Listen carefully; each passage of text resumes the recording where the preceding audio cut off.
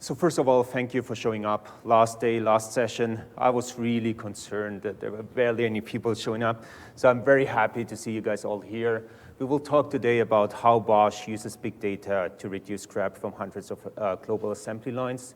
My two goals for this session are that, first of all, you guys understand how we collect, prepare the data, and how the manufacturing engineers are using the data. My name is Sascha Vetter. I'm a senior data engineer.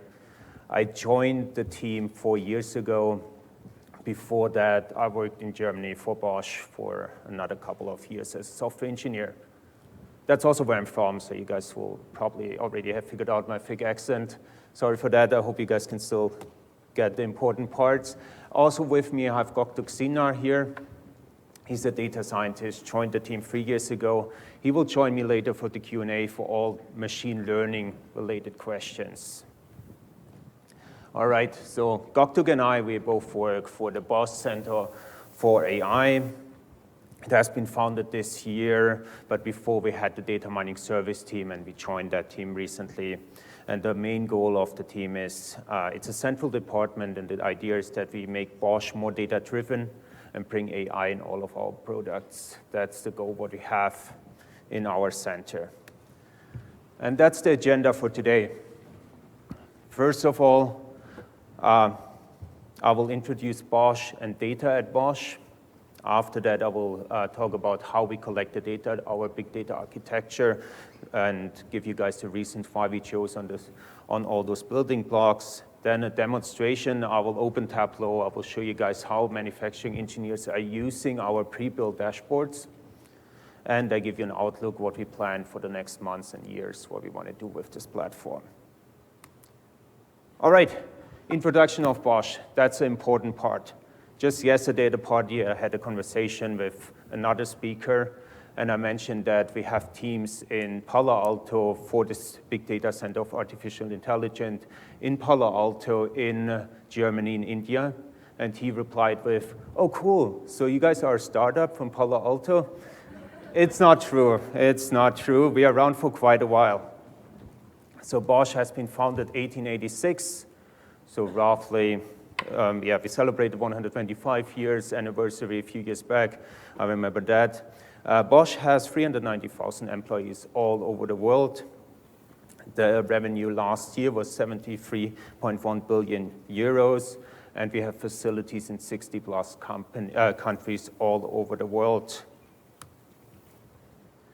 And we have three main business sectors at Bosch. The four main domains we work in. One is mobility solutions. The other one is industrial technology, energy and building technology, and consumer goods. Most of you guys probably know us because of the last domain, consumer goods. The fridges are around in the US. Dishwashers from Bosch are well known. But you guys are probably not aware that some of you are using right now Bosch products or have used Bosch products in the last 10 minutes. In every second cell phone in this world, there are sensors from Bosch, and nearly every car in the world has car parts from Bosch. Another important thing to mention here is that we build our products at Bosch. We produce them ourselves for all the four domains. Bosch has manufacturing sites all over the world in nearly all of those 60 countries. And yeah, so we produce them in our world. We have 280 manufacturing sites worldwide, and a good share of the data mentioned here actually comes from those manufacturing sites. This here is one example how our manufacturing sites look like. On the left and on the right, you can see assembly lines. What is important to mention is what we mainly do is discrete manufacturing. So we have parts, those parts are identifiable. They have an ID, same for our components, same for subcomponents. They're all traceable. So that's the information we use and work a lot with. And it's different compared to process manufacturing, where you mainly you produce it in bulks and you for gas or for toothpaste, it's produced in bulks. It's different here. We produce all those parts like spark plugs, and all of them have IDs. And that's a lot of information we work with, so we have all the traceability. We can go back to the suppliers. Most of the components, subcomponents are produced in-house in another manufacturing site, so we can join all the data together, and that's something we work with. We started working with data from manufacturing sites 7 years ago. There was first a research project, first time using big data and data mining to kind of get more insights from that data coming from manufacturing sites. At that point, they worked exclusively with one manufacturing site, and they had great results. As a result out of that, they decided to create a service team, and that was the time when I joined. So we worked in the last 4 years a lot with manufacturing sites. We collected their data, prepared their data, and gave insights back. Sometimes dashboards, sometimes we trained models. All that was kind of our deliverables we gave those guys. And what we realized over the 4 years, that independent what kind of parts we produce at Bosch, data is stored in a similar way, and the things we applied, ETL, how we train our models, how we learn from data can be reused. So we figured out, hey, there's a generic way of doing what we do right now. And that was the kickoff of this platform I'm talking about today. All right, that was introduction, motivation. Why are we doing what we are doing? Now let's talk about the architecture. Why, or how do we collect data? How do we prepare data from all those manufacturing sites worldwide? All right, so that's kind of our setup. It's simplified, but I will go through every building block. So I will explain every building block. For example, data sources, how does the data look like? Where is it stored? How do we get the data out? Then what are we doing in the Procore part? What we do in Hadoop? And how do we visualize the data? So let's start with the data sources. Bosch did a great job in standardizing the way how data is stored. There's a MES system, a so-called manufacturing execution system, and it's used at most of our manufacturing sites worldwide. And we collect all the data from the assembly process. So parts arrive on an assembly line, go to a station, there are certain measurements, they apply components, and it goes on, goes on, goes on. At the end, there are end-of-line tests, and all that information collected through the assembly process goes into the manufacturing execution system. We have roughly 3,000 data points for every part. That's an average. It's very different for small sensors compared to large parts, but in average, we have 3,000 data points per part, and we run over 100 tests in average for every part. In addition, we have health information about the station. So part arrives at a certain station, we know the temperature at that station, all kind of information about the station. And that information also goes into MES. But there are more data sources, and we wanted to have access to those data sources. So there are additional log files. One example for the log files are tests. We have one test where there is a steering device, and they have microphones installed all over that device, and they steer to the right and to the left as a test, and it has to be in a certain range. There we have a lot of time series data, millions and millions of data points. Every 10 milliseconds, they take a sample. This kind of data, unfortunately, doesn't end up in MES currently. It stays on those stations. They only aggregate that data, and the aggregated data goes into MES, but we wanted to have the time series data before we can do a better job than they do currently in aggregating the data. So we also wanted to have access to the time series data, and recently we started to collect images from visual inspection stations. And we also have meta information, more information about our suppliers, more information about the parts we produce, error codes. All those are stored separately. For example, SAP, Excel files. But it's important to mention here that's mainly static information, so we imported that once, and we only need to update it from time to time. All right, those are the data sources we work with. So how do we get the data sources out into our broker? So what we do is we have a central Kafka cluster.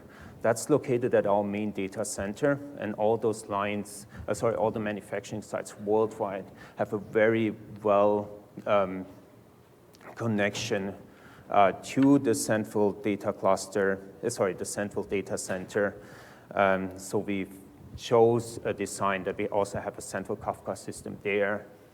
That works out very well today. We have some very remote satellite plants far off, and there we probably can foresee that there will be a problem with this kind of approach in future. So there we need a staging area where we keep a local Kafka system and then sync with that local Kafka system. But currently we work together with the main manufacturing sites worldwide, and they're very well connected to our central data system.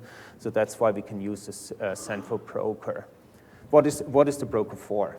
So what we want is we want to get a copy of whatever is going on right now at the plants. So for MES, for example, it's mainly stored in Oracle databases. So we use a CDC approach, change data capture approach. So every time when there's a change, we get a copy from that. And we copy it over to Kafka. Kafka is a messaging system. It's a distributed messaging system. So you have topics, and then new messages are coming in, and you can have several producers, several consumers behind reading out of it. So we have MES connected with CDC. For the log files, they are in folders, so we monitor those folders. Every time when there's a new file, we get a copy of those, and they send it. So we monitor every time we detect a new file, we send a copy of that to our broker. That's what we do for those two main data sources we work with.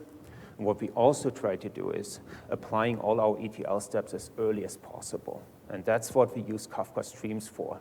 Kafka Streams is connected behind the topics. We have a consumer reading out the messages. Every time when there's a new message, we read them out, run them through our ETL, and push them back into a new topic. That's what we do in Kafka Streams. And those are our ETL steps we have currently. So mainly we do data cleaning.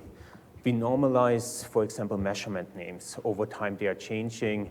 Sometimes it's just like upper character goes to lower. Those kinds of things, so we normalize those names. Also, we remove special characters from values or from the names. We already parse the log files in a structured data. They arrive unstructured, but we bring them quickly into structured data. And we enrich our information with the data out of the meta information we have. For example, whenever we detect a supplier ID, we add all the information we know about the supplier to this message. That's already part of feature engineering. We even do more, and those are just two examples. So Bosch is using for the IDs a so-called data matrix code. It's 32 characters long, and it has information about every part, when it was produced, which batch. For components, we know the supplier. All that information is in those 32-bit digits. But I want to use those features later. I don't want to have them encoded in those 32-bit digits. 32 characters. So we break them up and use that information separately as a feature. Same for, I mentioned time series data earlier.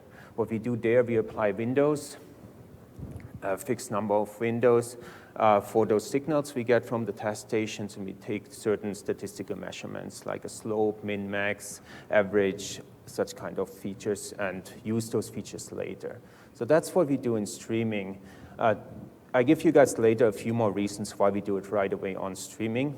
That's a little bit later. But one of our consumers after that, after we have those cleaned up topics, is Hadoop. And that's where the data goes in, and that's where we do a lot of preparation for the dashboards and also our statistical tests and some machine learning, but once after the other. So first thing we do is we aggregate data for the dashboards. We calculate our KPIs like scrap rate, lost cycle times. All those things get calculated there, and we try to find the most critical tests. We try to find relationship. We join data together when necessary, and we use for that a combination of Spark and Scala. So ETL on Hadoop, mainly Scala and Spark. For statistical tests, another thing we do are statistical tests. We want to know the relationship between certain tests at the end and all measurements before, including all measurements we have from the components, subcomponents, all the information we have from the supplier. We want to know the relationship between those, and so we do for continuous values, we do correlation. For categorical, we use chi-square to calculate that, and I will show that later in the demo how manufacturing engineers can actually use that information we calculate for them. And what is currently in development is all the machine learning stuff we want to add on top. We have done that in the past, we just haven't integrated it into our platform that's currently ongoing. The generalization of that is quite a challenge, and we are working on that. And if you guys have questions later about that, just ask Goktuk, he's the expert on this topic. So what we do is, one of the things we work on is root cause analysis. So I mentioned before, we do correlation. But correlation is not equal causality. So you have a strong correlation, but at the end, the manufacturing engineers can't do anything with that. We want to help them more pointing out what are the real root causes. So we want to find out more, use correlation, use more measurements to find the real root causes and give better recommendations to the manufacturing engineers to make our stuff, what we prepare for them, more actionable. Then we want to detect outliers and send alerts. So just all kind of anomalies, we want to detect them early, tell people, hey, we see here a negative trend. Let's change something. And that goes hand in hand with the next step, predictive maintenance. What you want to avoid with all kind of assembly lines is unplanned downtime. You want to know when something is going wrong. So we want to see, same thing there, we want to see trends, understand trends, and give information to the manufacturing engineers as early as possible that we think that something is going wrong, and then maybe they can act on it, or they can have a planned downtime, which is way cheaper for Bosch than having an unplanned downtime. And cycle time reduction is another interesting topic where we had huge success in the past, and it's mainly about removing tests. At Bosch, it's all about quality. If you have any problems in the field, they come back and they add more and more tests. Over time, your end-of-the-line tests are the bottleneck. They're just adding more and more tests, and they slow down at the end of the day the lines, so they sometimes paralyze those end-of-the-line tests. And what we have figured out in the past, many of those tests are redundant. So you can actually, by running 20% of tests, you can already tell what's the result for the other ones. By just replacing the redundant ones, or sometimes we deploy the model. So we just had to run 20%, give all the results to a model, and the model could predict for the other 80% what's going on. That's something we would like to add to the platform. We had success in the past. Now currently, for all those topics, we try to generalize them and add them to the platform. Okay. Finally, why we're all here, the reason why we're all here is Tableau and how we use Tableau. All right, so we use extracts a lot. I guess you guys have seen that many people do it. Many people are looking forward to have Hyper to do even more by using the extracts. So currently we set ourselves a limit. Whenever we can aggregate data down to 2 GB compressed, then we use TDEs. And that's, to be honest, most of the time we can manage that to get data down for the visualizations down to 2 GB. What we like about it, it doesn't have any dependencies to our cluster. They are just in the past, for all the dashboards which have dependencies to the cluster, there was kind of frustration by the users sometimes because they couldn't see the load on the cluster. And sometimes we have a lot of load on the cluster and then the dashboards become slow. And they were kind of frustrated about it, like yesterday it took 10 seconds to see the results, now it takes a minute. Guys, what's going on? And to avoid those angry emails, we kind of push more towards using extracts, and extracts are great. You create the TDEs, you cache them later, and it's super fast for even 2 GB large TDEs. How do we create the TDEs? So we do it right on our cluster. On our cluster, we use the Tableau SDK. To create the TDEs right there. I know a lot of people do it differently. they connect to the data source, then create the extracts, and then refresh them all the time. We kind of started in another way, and it worked out very well for us.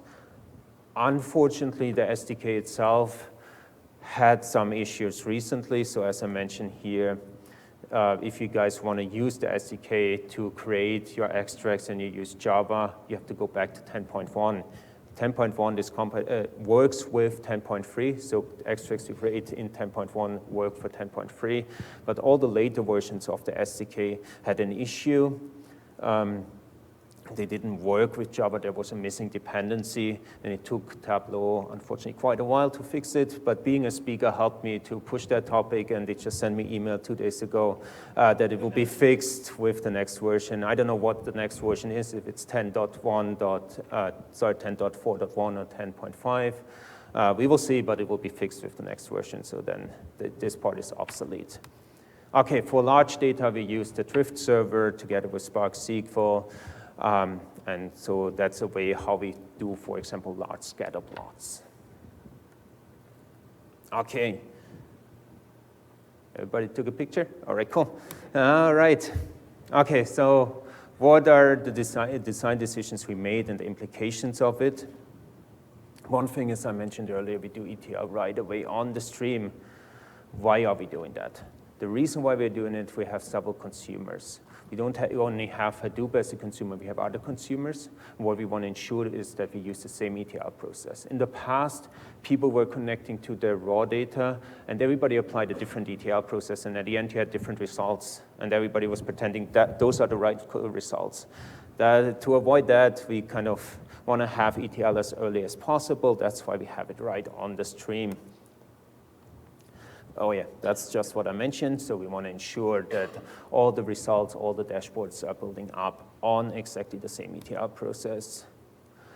Another thing you guys will later see with how much data we handle in the solution, and doing it in a batch or micro-batch approach would slow down.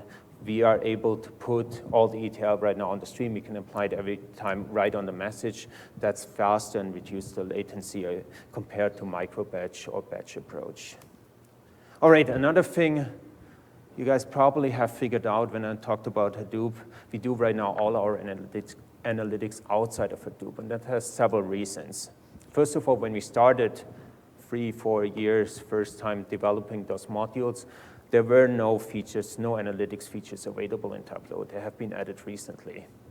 And the first features they added was the R support, and it was very limited. And our data scientists were very unhappy that they had to work with, you got every row into R and you had to return it in the same structure. There were just too many limitations for them. So that was not good feedback. Another thing was a lot of people use Python. A lot of our data scientists use Python, and I'm sorry, I forgot that to mention earlier. The Hadoop part we use, the data scientists use Python and R together with Spark for the machine learning tasks. And many of the data scientists at our team, they use Python, and that was not supported until recently, until 10.3 as far as I remember. But a lot of things have changed, and especially with the Extension API, we are really looking forward to use the Extension API and push the analytics into Tableau, because that has huge advantages for us. Right now, we pre-calculate all the results, what we show to the manufacturing engineers. Because we pre-calculate it, we have to limit the filter options. Just if you want to show correlation for the last week, last month, last year, and so on, you have to pre-calculate it for all of that. If you give them now a date field and they can exactly select the range, we would have to do it for every single day. That's not possible. So what we like to do in the future is they filter the data, push a button, and then we calculate the results, similar like we saw in the keynote 2 days ago. All right, those are decisions and implications. If you guys have questions, use the Q&A later to ask about it. Still, now probably some of you are thinking like, you guys do ETL, all your calculations outside of Tableau. Also, you do machine learning outside of Tableau. Why are you still using it? Why do you still like it? And we like it a lot. First of all, for all our predefined dashboards, we just like creating dashboards. It's easy, it's fun. It just compared to many other tools, how quickly you get a meaningful and good-looking dashboard. And you guys can decide later when I have the demo if it's good-looking. But we personally like the dashboards, and we got good feedback from our manufacturing engineers. Yeah, so we like to use it. And what we do, so we have those different domains. And so we want to, the manufacturing engineers should be able to see all the data from the products they're responsible for. But not all, it would be overkill if they can see all the products, and it's also in terms of Tableau, the data gets pretty huge at one point. So we usually create one dashboard and have several extracts for it, and just release them different versions, and every time replace, so use the same dashboard and just replace the data source behind, and that's pretty easy in Tableau, and we use that feature a lot. Another thing is, Tableau, and it's also our idea, it's not only about our predefined dashboards. We want to enable those manufacturing engineers finally really work with their own data. They are the domain experts. They know best what they are looking for. And that's the whole idea of this whole platform, is also that those guys get cleaned up, joined data that they can easily connect to and create their own dashboards, and Tableau is great for that. So we use Tableau Server as a data provisioning platform. Our manufacturing engineers can connect to the data and create own dashboards. And we see it as a big success that we have over 50 custom dashboards created by manufacturing engineers in the last 6 months. We are pretty happy about that. Those guys are using the tools, and those are only the dashboards I see on the server. I'm pretty sure they created more dashboards just for internal presentation without pushing them back to the server. All right. So let's do the demonstration, and for that, I have to move over. So I'm back on one screen, that makes it easier. All right, guys, so that's the kind of starting dashboard people see, and as I said earlier, you can decide if it's a nice dashboard or not. So we have here all plants selected on the right side, and we select one product. And and we have 4 assembly lines producing that product worldwide. So we call that product set. And you guys can take many pictures. We generated the data. So we have set 11, set 14, set 17, and set 21. And we want to know, first thing is, which one is our benchmark line? Which one is the best? And I already know it. Set 11. So if you see down here, those are the parts produced. And let's assume they all produce the same part. Let's assume that they all want to have the best output, so produce most of the parts. So set 11 is kind of the benchmark line. Maybe you have already figured out we have a logarithmic scale on the top. We don't have a lot of scrap at Bosch, especially not in that generated data set. So as you can see, for our benchmark line, we only had 5 scrap parts out of 22,000 parts. And we had here 6,444 cycle time losses. What it means is that the part went to a station again. So it goes first time to a station. It fails for any kind of reason. It could fail, and usually we have at Bosch there's a strategy to test the part at least 3 times. So it goes back to the station. Often it goes to a rework station in between, goes back to the station, and everything is fine. That's for us a cycle time loss. It reduced the numbers of good parts we can produce. And here we had 6,444 cycle time losses. In July and August, similar picture, less cycle time losses, and in September, 0 scrap, a few cycle time losses. So that's our benchmark line. That's the best line in the world, and now the task, what we have now, or what the manufacturing engineers try to find out is, why are the other lines slower? What's the reason for that? And we help them to point in certain directions. So we highlighted the benchmark line. Let's check out other lines. So 14, lowest output of good parts, highest scrap rate. So let's see how many we had. 75 parts compared to, what was it before, 5 or 6. So it's a scrap rate of 0.6%. In terms of cycle time loss, it's not a big problem at that station, but somehow a lot of scrap. 17, different picture. very low scrap, like no scrap in August and September, but my God, here in August, 11,000 cycle time losses. You can also see here in the lower right corner the number of cycle time losses. So something was clearly wrong, and we want to understand what's going on.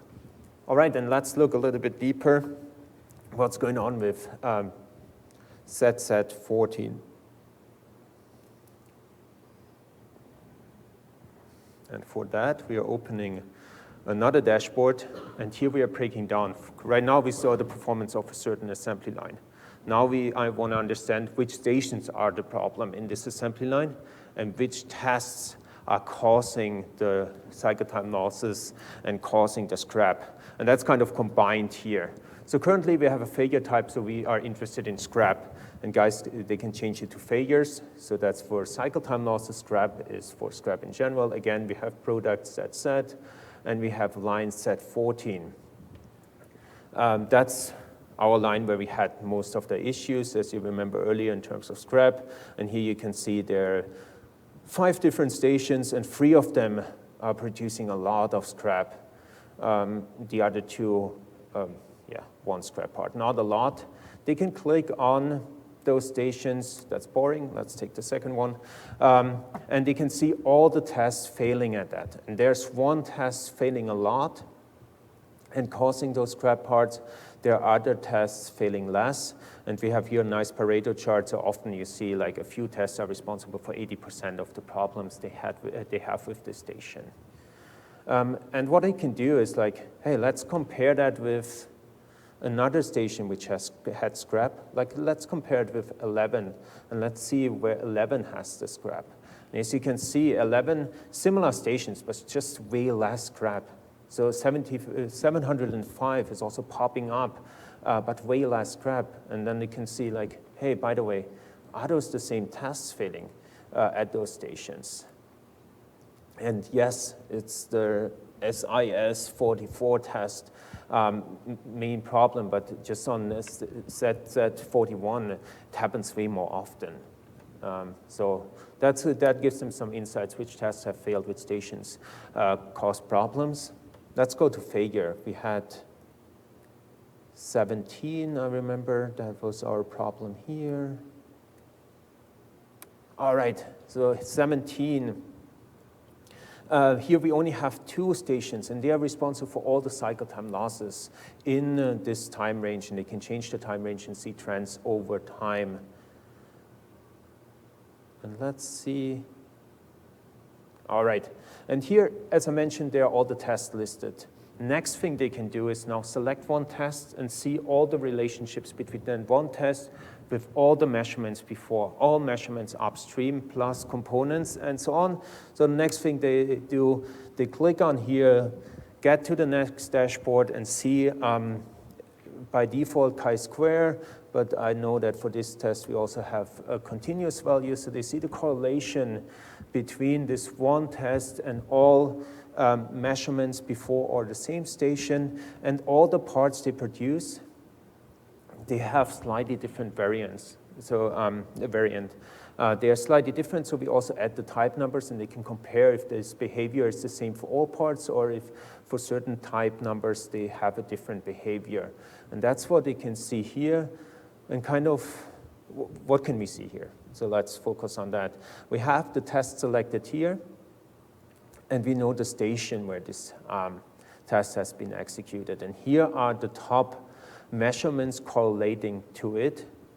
And as you can see, there's a lot of correlation within the station. That's often not a big surprise. There are several tests, and they often test the same, and that's already a strong indicator that there are redundant tests. And like if you have there a correlation of 1, you guys are testing exactly the same, at least for this time frame we are looking for. But there's also very weak correlation with other stations, and I don't think you can take any actions on the 0.05 correlation, but as I said, it's generated data.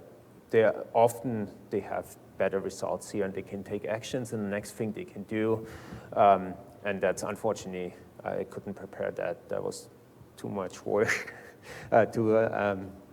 make any sense out of that, but then they can click on that, and then they have the connection to their raw data and see scatter plots, see histograms for that data.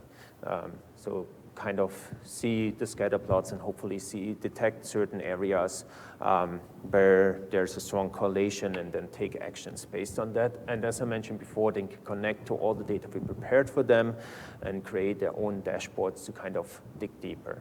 So all we want to do right now is pointing them into certain directions, and then those manufacturing engineers are picking up from there, connect to the data, they can download data and work in Excel if they want to, or use Tableau and create their own dashboards and then take actions based on that. All right, cool, that's the short demonstration. Now let me go back to the presentation.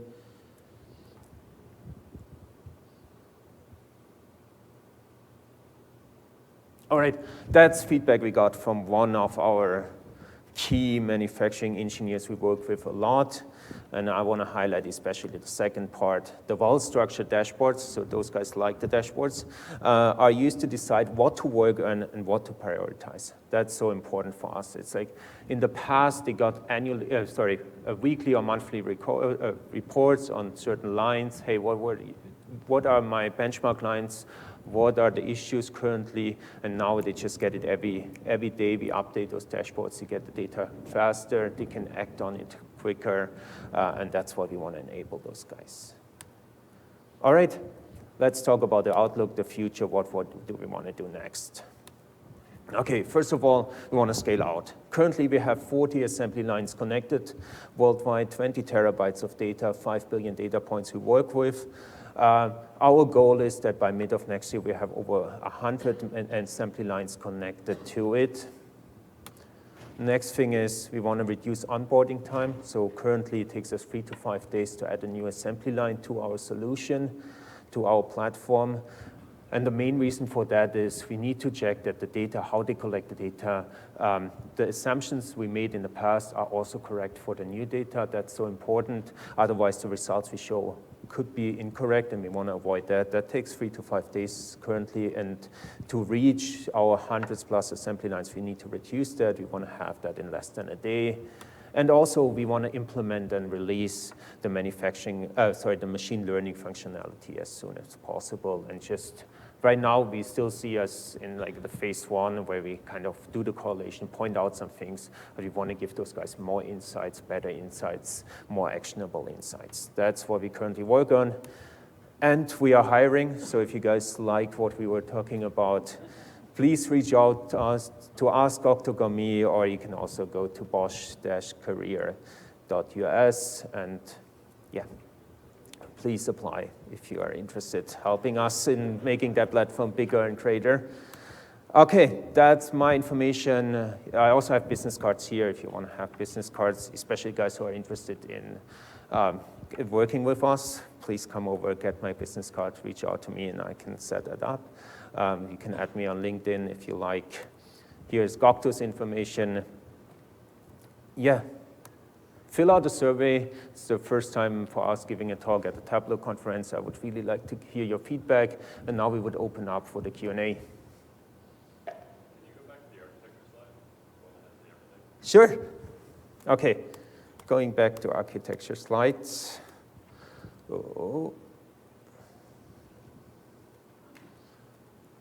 Where do we have the overview? Here we go. You had no questions? You just want to take a picture? Seriously. All right, cool. You can also send me an email, and I'll send you a copy of those PowerPoint presentations. So, one after, you can please ask first.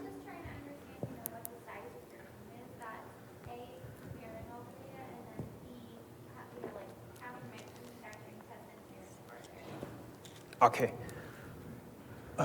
So the first part, the Bosch Center of AI, Force AI has 80 plus members working on the platform. There are currently 6 to 8 people working on that platform. So all others, we've tried to reuse the results. So we have a large research team, and they are helping us to make it better. and we want to reuse the results, but currently the pure platform team are 6 to 8 people. And manufacturing engineers, so we work with 3 different business units currently, like Bosch has those domains and there's several business units, and there are roughly, how many people are involved? As a one, 30 to 50 manufacturing engineers, the other one probably 20, so 70 people, 70 to 90 people are using that, and we are working, like we released those first dashboards, we brought those guys online in the last 6 months. We try to go on site currently more and kind of promote that. Everybody who sees it likes and wants to work with it.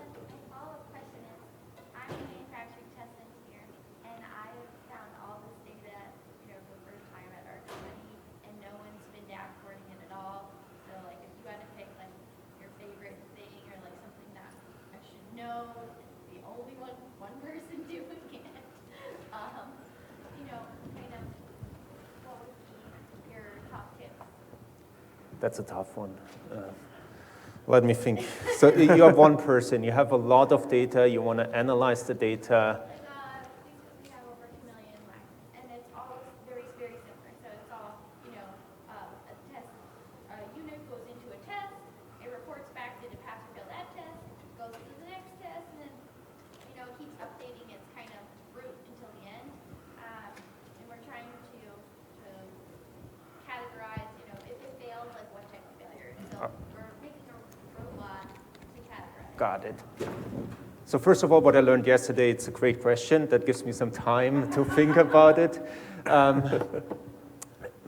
Maybe I would take a snapshot, a sample of your data, create some cool dashboards, show the value to your management, and then convince them to hire a few more people supporting you, getting some data engineers, probably some data scientists. Sorry. Here we go. Ooh. All right. I'm sorry for that. That's the best I can come up with right now. All right, we had one more question over there.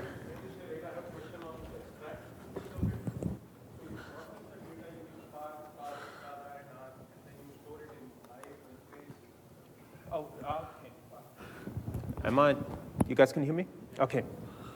So what we do, we use Parquet a lot for we store the results, all we do in Parquet, especially ETL, then the data scientists are connecting to Parquet, and the cool thing is they just need Spark for that, so they can use whatever programming language. And the same thing we do at the end. We have a little script, it's on GitHub, how you use Tableau SDK to connect to a data frame and create out of a data frame a TDE, and then we publish the TDE to the Tableau server. So it all happens on Hadoop. You go back on one node. Unfortunately, you can't distribute the creation of a TDE, but what you do there, so we open a Spark job with one executor, taking the data frame, create a TDE out of it, and publish it to the Tableau server. So Extract is basically taking data from Parquet and creating... Correct. A data frame, it takes a data frame stored in Parquet, creates a TDE, and then we publish the TDE. In future, what I would like to prefer is having Impala there, and that's probably in the next version. Instead of doing that, we store data in Impala, have a direct connection to Tableau, and then create an extract this way and refresh the extract. That's what I would recommend here. Right now, for us, we are currently switching. So, yeah, sure. Are you guys working on any other KPIs other than the failures and the traffic use? That's what we mainly focus on currently, but we would like to add more KPIs, just the OEE kind of information. For that, we need to prepare data currently differently.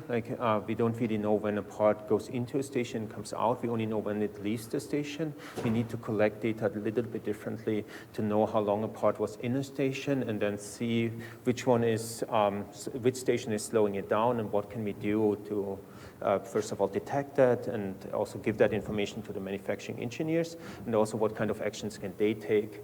That goes into a direction of cycle time reduction or test time reduction. What kind of measurements can they take to reduce the cycle time of a certain station that it's closer to the target cycle time. Just wondering if you can use similar data for supply chain. Oh yeah, to ask Octoc later. We also have supply chain. So another important thing to mention currently is because that data is very well standardized, that's the reason why we focus on that data currently. Supply chain data, warranty data, it's very different at Bosch, at the different business units, and therefore it's hard for us to scale quickly. So in the future, we want to have more data sources, but some of the data is locked up in SAP. And I don't know if you have ever tried to get data out of SAP, it's tough. Are there more questions? Here in the front. I'm sure you mentioned it earlier. What was the timeline that took from the beginning to this end result of your Tableau dashboard project? Okay. First of all, I forgot I should repeat all your questions because it's recorded. So you asked for the timeline. Yes. So as I mentioned, we started 4 years ago. A lot of experience went into like how do we prepare data, what things work with the data, what kind of recommendations can we give to the manufacturing engineers. So there was a long learning curve, a lot of cycles, a lot of kind of service projects we did with those guys to learn. The whole platform, as you can see now, it's the last 9 months. Like 9 months ago, we figured out, hey, we can generalize that, we can collect that data in this way. That's already the second version. The first version was slightly different. That's already the second version, so we iterated on that result, on the platform, sorry. And the dashboards, if you talk to me in a month, they will look very different from now because we work together closely with the manufacturing engineers. We have meetings with our key partners there. Nearly every week, I meet up with those guys, try to get the feedback and try to make the dashboards better. And I also encourage them to connect to the dashboards and make their own changes. Wait, 1 second. Over there we had a question, and then I go to another slide and you can take a picture.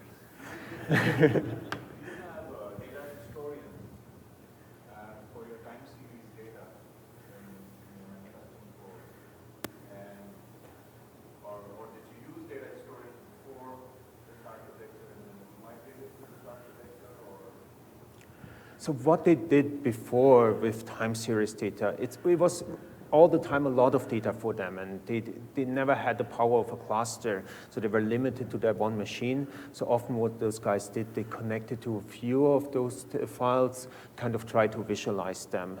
Often they also they take those time series data and create reports, but that's specific to the station, what they do with this time series data, and it's different to process manufacturing where you have time series data out in a long time. We have time series data only for that one part while they executed the test or while it was there.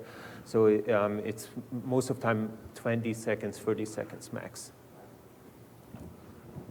Was your expertise in-house for building this, or did you have to spend a lot of time reaching out for help? So we work together closely with our partners at Cloudera. It's all on-premise. So in terms of setting up Hadoop, some problems we ran into, we used our Cloudera support.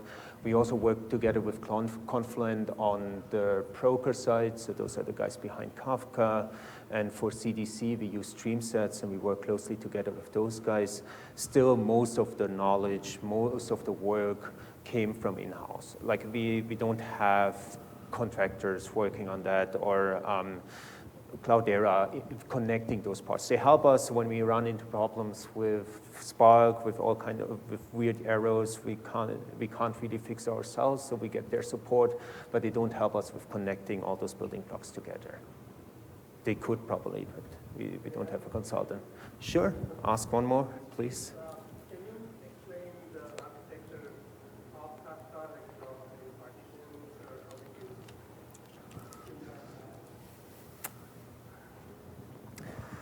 All right, you're getting a tough spot. So yes, right now we have, and there's no good reason. By default, when you install Kafka, you have 3 partitions. And it gets probably a little bit nerdy now with the top. But I don't know, I didn't set it up, and we still use that Kafka system from the very beginning and same configuration. Somebody changed it to 10. And we have 10 partitions right now. We don't have a problem with Kafka. Kafka scales out great. We have 3 nodes, so 3 brokers where we have the data. And I can tell you with every other building blocks, we face a lot of issues. Kafka, just up and running, and it's great. The 10 partitions, it doesn't make any sense. I wouldn't start again with 10 partitions. I would start with the default and then only add more partitions when required. We started with 10. There was no good reason, but somehow it worked out so far. Any more questions? Goktuk is here. Do you want to guys ask anything about machine learning and like a little bit challenge him? Otherwise, he had no chance to say anything. That's the spirit of our team, always challenge, you know. So, but yeah, if you don't have now, but if you want to ask one-on-one, also you can just stop by after the talk and we can talk about the machine learning. Oh, we have one more question.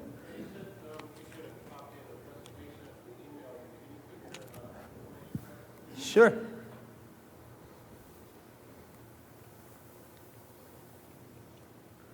You can also grab a business card, by the way, but sure, here's my information. All right. So thank you so much, guys.